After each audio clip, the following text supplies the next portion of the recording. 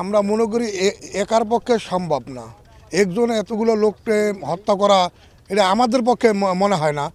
এর পিছনে অনেক অনেক ধরনের লোক থাকতে পারে, এটা আমরা আশাবাদী। আমাদের দাবি এটা সুষ্ঠুভাবে তদন্ত হোক এবং যারা নিহত হয়েছে তাদেরকে 20 লাখ টাকা করে দেওয়া হোক। ধর্মঘট যতদিন পর্যন্ত আমাদের এই দাবি দেওয়া না মেনে নেবে ততদিন পর্যন্ত আমরা কর্মবিরতি করব। আমাদের হাইংসারে যে দুর্ঘটনা ঘটছে ওইয়া যদি কোনো সুষ্ঠু বিচার না হোক ততদিন আমাদের ধর্মঘট চলবে, কর্মবিরতি চলবে।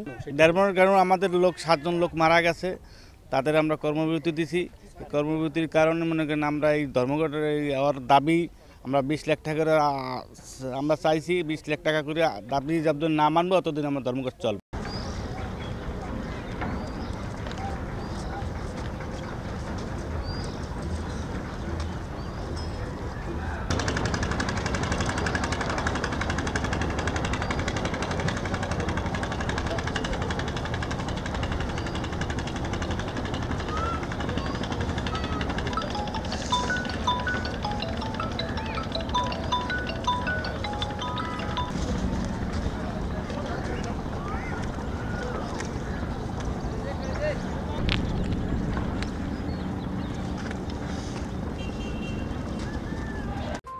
দেবশ্রী শুভ্রা সরকার পৃথিবী, নিউজ ডেস্ক, চ্যানেল 365।